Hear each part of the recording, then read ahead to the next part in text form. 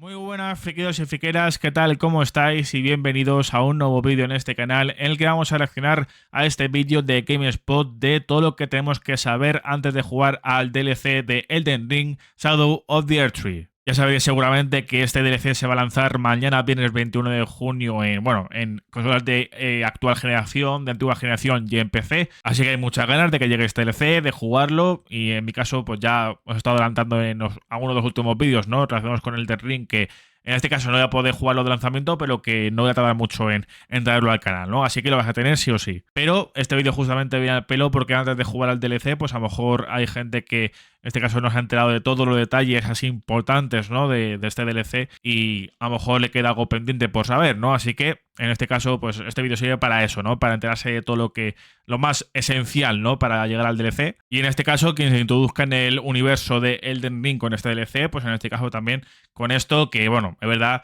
que obviamente lo primero aquí es jugar al juego base, no sería lo suyo, pero bueno, que a lo mejor pues se interesa por esta IP a través de este DLC, así que con este vídeo al que vamos a reaccionar y con mi vídeo en sí, pues a lo mejor esto le sirve, ¿no? Así que venga, vamos a darle caña a esta reacción, pero antes, como siempre, os voy a pedir que si quieres apoyar el canal y el contenido que subo, dejad un buen like, suscribiros al canal en sí si no lo habéis hecho ya, activad la campanita de notificaciones para no perderos ningún vídeo, en la descripción os dejaré, como siempre, los enlaces de mis redes sociales y de los últimos vídeos que tengo subidos en el canal para que echéis un vistacillo a lo último que he estado subiendo. Muchas gracias por vuestro apoyo como siempre, así que sin más dilación le damos caña en 3, 2, 1...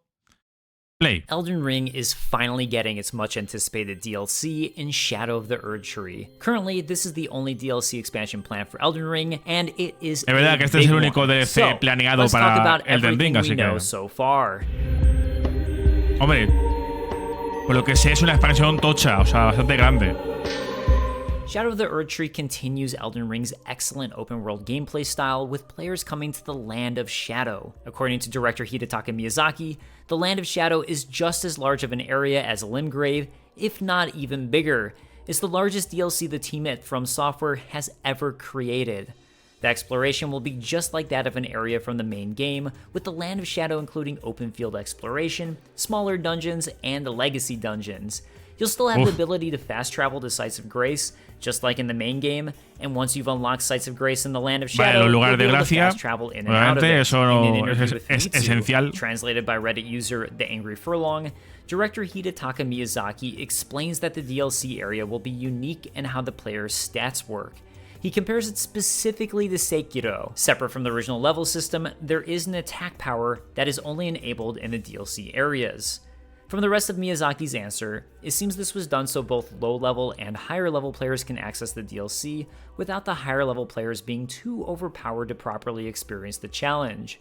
In Sekiro, defeating bosses gave the players memories. These memories could then be used to increase the player's attack power, so the more bosses you defeated, the more powerful your character would be. The order in which you do this in Sekiro is mostly non-linear, meaning you can save some harder bosses for later when you've obtained more memories and are more powerful. So, if Shadow of the Erdtree works in a similar manner to Sekiro, this could mean that going to a smaller dungeon and tackling an easier boss would increase your attack power and get you more prepared for the legacy dungeon bosses. Although, if you want an additional challenge, you can probably fight the legacy dungeon bosses. Something I've been wondering is if I need to prepare a brand new character where I haven't completed any of the endings from the main game before tackling the DLC. I've wondered if you could unlock a brand new ending by completing the DLC.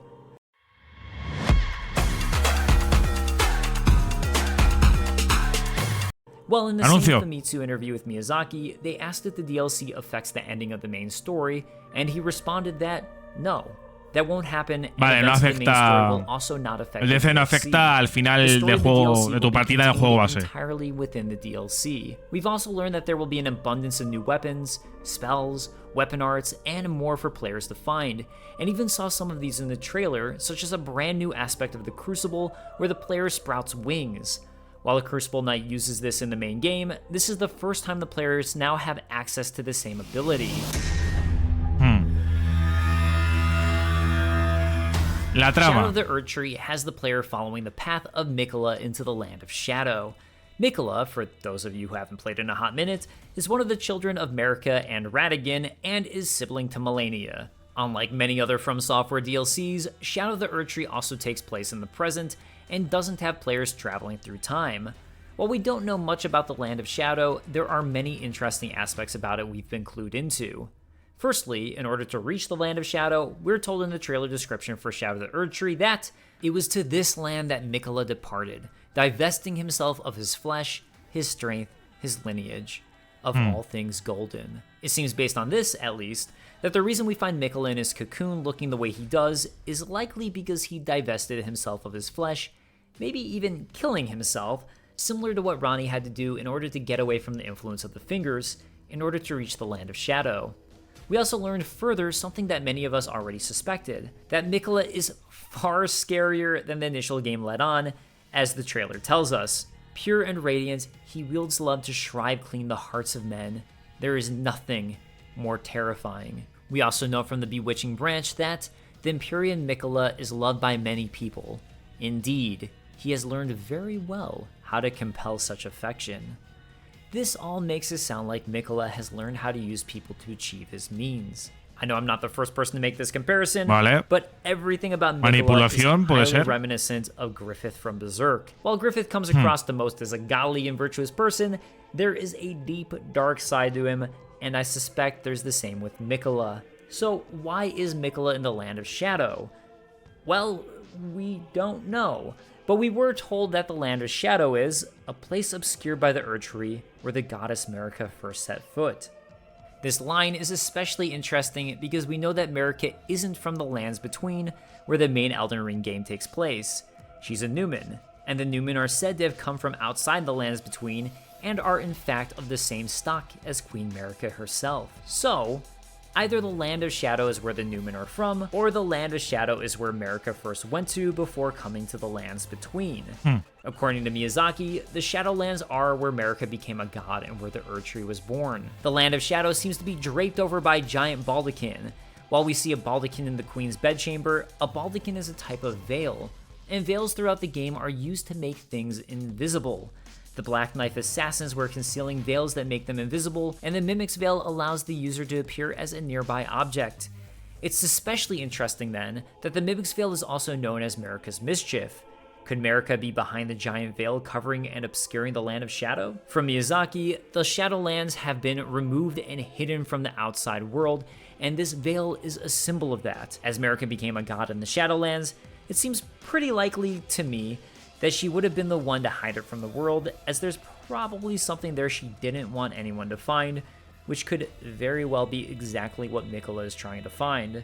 Another important note about the Land of Shadow is that everything here seems to be blasphemous. Se olía cosas. Order would have shunned, from omen horns everywhere, to enemies using aspects of the Crucible, to snakes and dragon references. This comes into play especially with the new key figure of Messmer the Impaler.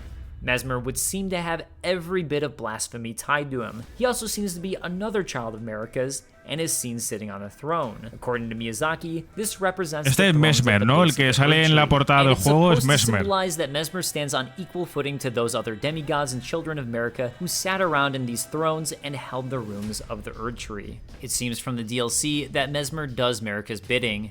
Those stripped of the grace of gold shall all meet death in the embrace of Messmer's flame.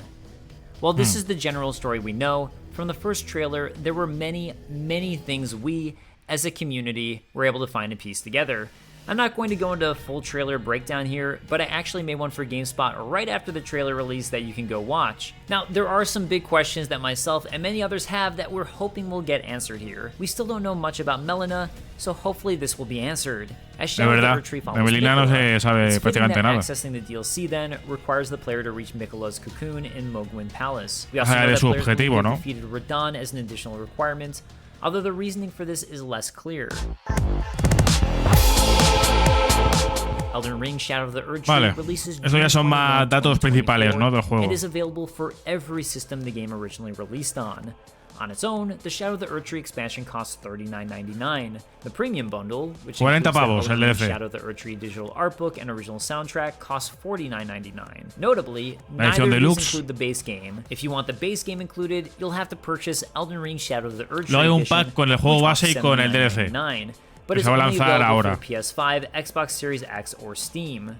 The Deluxe Edition, which costs $99.99, includes the base game, Shadow of the Erdtree expansion, Elden Ring digital art book and original soundtrack, and the Shadow of the Erdtree art book and soundtrack. For $250 on PS5, Xbox Series X or Steam, you can purchase the Elden Ring Shadow of the Erdtree Collector's Edition. This edition includes a physical box that has in it a Shadow of the Erdtree expansion voucher, a Mesmer Then Paler figurine, a collectible box for Mesmer, a physical art book, and the digital soundtrack. Notably, it does not come with the base Elden Ring game. It's Mesmer. Pre-order any of these and you'll get the Ring of Miquella bonus gesture. GameSpot will have plenty of content centered around Shadow of the Erdtree pre- and post-release, so make sure to stay tuned as we'll be working hard on making content. Similarly, I have to give a shout out to the Elden Ring community in general. Everyone makes fantastic and unique content, and I highly recommend searching these out and finding your own favorite YouTubers to watch. I'll see y'all soon for more Shadow of the Erdtree. Peace. Bueno, pues yo creo que con este vídeo ya más o menos vamos a tener ciertas cosas en claro sobre el DLC en cuestión, la historia, pues bueno, diferencias jugables, ¿no? con el juego base o adiciones jugables para este DLC. Luego, en cuanto a historia, pues sí que, como han dicho justamente aquí, pues hay temas, ¿no? Hay preguntas, hay misterios que este DLC tiene que resolver, pero que, bueno, más o menos lo que se sabe del lore y demás, pues sí que podemos tener una base de información, digamos, pero que hay muchas cosas que este DLC tiene que resolver, ¿no? Y luego, pues bueno, luego a última instancia, pues hemos visto los precios, las diferentes versiones del juego. Hay algunas que son exclusivas para consola de actual generación y luego también para PC. Y ya poco más, ¿no? Así que, pues, como digo, la premisa es bastante interesante porque al final es algo nuevo, algo misterioso. O sea que, pues, es algo que obviamente eso ya genera mucho interés, ¿no? Como que obviamente de por sí, obviamente habrá muchas cosas y muchos temas que, pues, que